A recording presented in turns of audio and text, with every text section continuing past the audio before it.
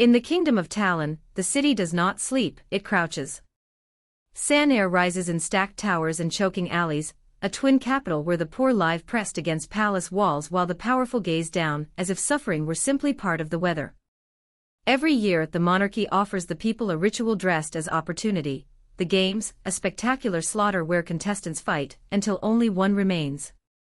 The prize is wealth, freedom, and an audience with King Kassa. But look closer, viewer, and the games are not hope at all.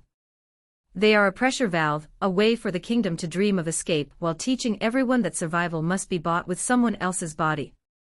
Talon's great strangeness is chi, the life force that allows certain people to jump from body to body. Flesh in this world is not a sacred home, it is a doorway, a disguise, a weapon, and sometimes a prison someone else may enter. Yet the soul leaves traces. Eyes betray the jumper. Bodies resist. Disease waits in the cracks of borrowed life. And so the novel's central symbol appears early: identity may be unstable but desire is not.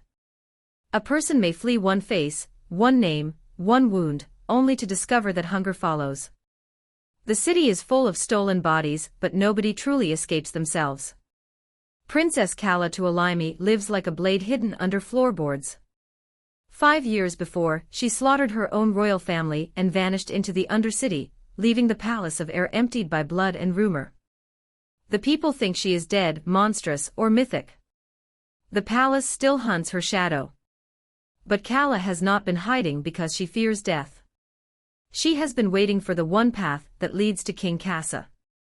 If the winner of the games earns the king's greeting, then the arena becomes her road back to power, not so she can claim the throne, but so she can cut its throat. Kala's guilt is not soft. It does not make her plead for forgiveness, nor does it teach her mercy. Instead, it hardens into purpose. She believes the monarchy is rotten from root to crown, and if killing her parents made her a murderer, then killing Kassa may yet make her useful. This is one of the book's bitterest themes: revolution and violence do not stand apart like clean opposites. They overlap, stain each other, and ask whether liberation born from murder can ever become anything other than another kind of rule. Kala does not answer that question with philosophy. She answers by entering the games. Across the city moves Anton Makusa, an exiled aristocrat who has lost his position, his comfort, and almost all claim to a future. Yet Anton is not hollow. He is driven by one impossible devotion: Ada Avia, the woman he loves, lies in a coma, kept alive by expensive care. For her, Anton enters the games. Not for glory. Not for the monarchy. Not even, at first, for himself. His love is a debt collector standing at his shoulder. If Kala joins the games to kill a king, Anton joins to keep one sleeping person from disappearing forever. Anton is dangerous because he knows how to leave himself behind. He is a master jumper, able to move through the city by borrowing bodies, slipping past danger with the elegance of someone who has turned identity into technique. But beneath that skill sits a wound. If a body can be exchanged, what is loyalty? If a face can be discarded, what does it mean to love one person in particular? Anton's devotion to Ada seems, at first, to answer that question. Then Kala enters his orbit, and the city begins its old work, turning necessity into temptation, and temptation into fate. Above them both stands August Shinji, King Kassa's adopted heir, polished as a ceremonial knife. August understands the palace, and he understands that killing a king is not the same as killing the system that crowned him. He seeks Kala because her violence can serve his ambition. He claims he wants to mend Talon, and perhaps some part of him does. But reform in August's mouth tastes like strategy. He offers Kala protection, information, and pardon if she wins the games and kills Kassa. The arrangement is simple enough: her revenge becomes his succession. The games begin as Talon's great civic fever. Crowds gather. Signals flash. Announcements turn death into entertainment. Contestants wear wristbands that track them, expose them, and remind them that the palace controls even the shape of the hunt. San-air itself becomes the arena: alleys, rooftops, temples, dining rooms, and markets all converted into killing ground. Here the book's symbolism sharpens. The city is not merely where violence happens, it is a machine designed to make violence normal. When survival becomes a spectacle, citizens learn to cheer for the system that devours them. Calla moves through the first phase like someone already half dead, and therefore hard to frighten. She steals, strikes, hides, and calculates. She is not invincible, but she has the terrible advantage of clarity. Anton, meanwhile, survives with fluid cunning, using chi and borrowed bodies to remain one step ahead. Around them, contestants kill for money, fear, loyalty, hunger, or the thin fantasy that winning will purify what they have done. But the games cleanse no one. Each victory adds weight. Each corpse turns the prize brighter and more obscene. Calla's underground ties keep her human even when she tries to become nothing but purpose. Chami and Yila's, former attendants and lovers, remain among the few who know her not as legend, monster, or fugitive, but as a person. Their presence matters because Immortal Longings is not only about rulers and assassins, it is about the intimate costs of political ruin. Chami and Yila's show what loyalty looks like without crowns. They are domestic tenderness inside a brutal city, proof that love can survive in hiding, and proof that everyone near Calla is endangered by the gravity of her revenge. Anton and Calla first recognize each other as threats, which in Sanair is nearly the same thing as intimacy. They bargain because killing each other too early would be wasteful. They circle because each sees in the other a mirror sharpened to a different edge. Calla is vengeance disciplined into a body. Anton is devotion disguised as self-interest. Their alliance begins tactically, with all the warmth of two knives placed in the same drawer. Yet every exchange carries the charge of tragedy. The viewer can feel attraction arriving before the characters can afford to name it. As the games intensify, location pings and palace manipulations force contestants together, collapsing hiding places and accelerating slaughter. The wristbands become symbols of false agency. Players think they are choosing their moves, but the monarchy edits the board beneath their feet. Calla and Anton's partnership deepens because every trap proves the same lesson: alone, they may be brilliant, together, they may live. But that word, together, is dangerous. In a competition built for one survivor, alliance is a temporary rebellion against structure, and the structure is patient. August watches from above, and the viewer should never forget that he is playing a different game. The arena's contestants fight with blades and chi, but August fights with timing, information, and plausible virtue. He needs Calla close enough to kill Casa, but not free enough to become uncontrollable. He needs Anton to be useful, but not powerful. Gallipii, his loyal Wysana bodyguard, stands beside him as both shield and reminder: some bodies cannot be invaded, some loyalties cannot be jumped into, and some servants may understand more than princes imagine. The city's factions and resentments rise around the games like smoke. Pampi Magnus and the Crescent Societies reveal how political violence feeds on scapegoats, rumor, and spectacle. In Talon, public death is never just death, it is messaging. Blame can be planted. Bodies can be staged. The poor can be turned against the poorer while the palace remains marble clean above the blood. This is where Gong's world becomes more than a battle royale. The games are the visible cruelty, but the deeper horror is social engineering, a kingdom trained to misrecognize its enemy.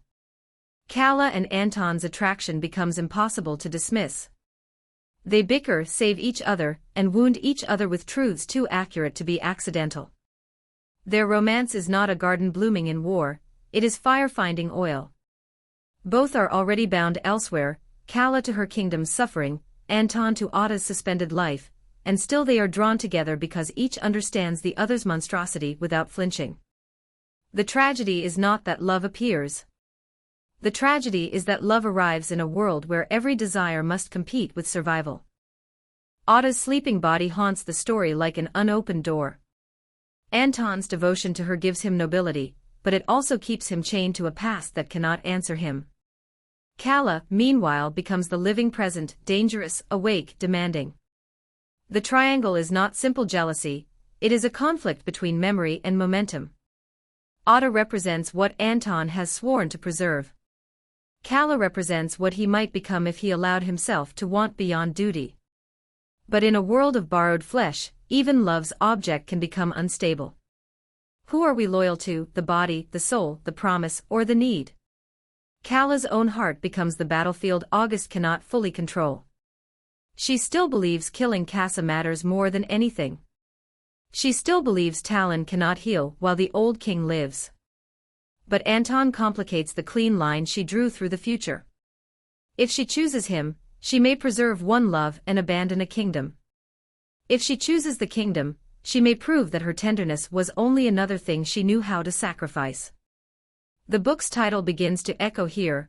Immortal longings are not only for deathless love. They are for impossible absolution. The games narrow. Bodies fall. Alliances fracture.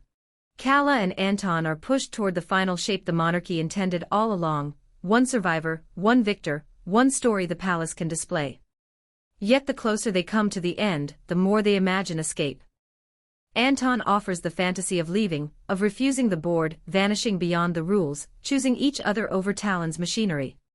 It is a seductive dream because it is almost humane. But Cala knows what viewers of tragedy always know. A private paradise built beside public suffering may not survive its own reflection. August tightens his hand. He asks, the question that has stalked Cala since the beginning, lover or kingdom?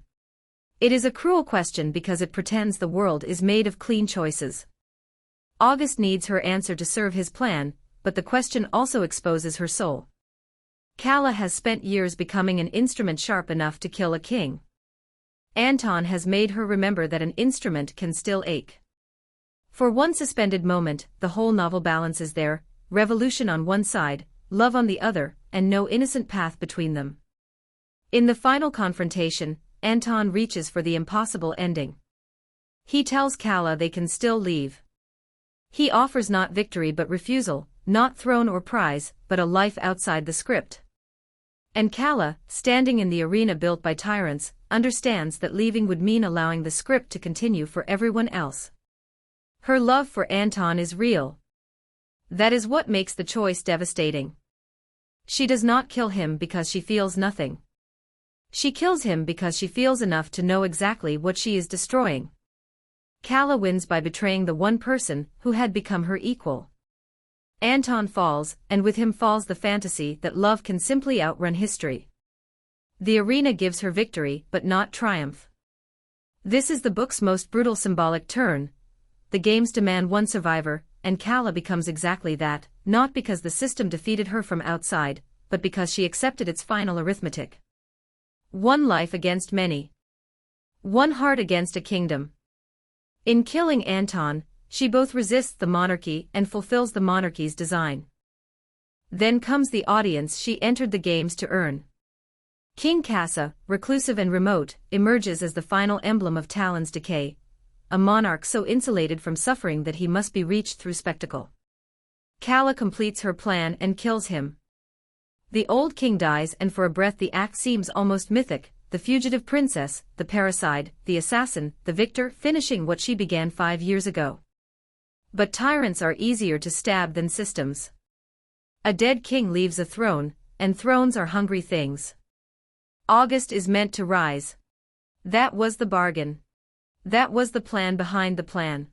Cala's crime would be pardoned, Casa would be gone, and Talon would receive a new ruler who could speak the language of reform while wearing the architecture of monarchy. But the story has one more body to betray. Anton, master of leaving flesh behind, does not remain dead in the way Cala believes. He jumps into August's body, taking the prince's place and turning succession into possession. The throne is filled, but not by the men anyone sees. This ending transforms the whole book's symbolism. Bodies were never stable. Power was never honest. Love was never safe from strategy. Anton's survival inside August's body is both miracle and violation, romance and coup, escape and entrapment. Cala killed Anton to save Talon, only to find him wearing the future she helped create. The monarchy has changed faces in the most literal way possible. And now the central question becomes darker. If identity can move and power can disguise itself, how will anyone know whether the revolution succeeded, or merely learned to jump? Immortal Longings ends not with peace, but with a blade held over the next book. Calla stands as victor, assassin, betrayer, and would-be liberator. Anton survives as something changed and dangerous, occupying August's body and the political future of Talon. Ada's awakening waits like a spark near spilled oil. The city still towers, still hungers, still watches. And we, the viewers, are left with the tragedy's final taste. Love did not soften ambition, and revolution did not cleanse violence. In Sanair, longing is immortal because nothing human dies cleanly, not desire, not guilt, not power, not the bodies we leave behind. Consider giving this video a like and subscribing to learn more. We are coming out with more videos weekly, and will continue to provide value to our viewers. Happy learning, we will catch you in the next video.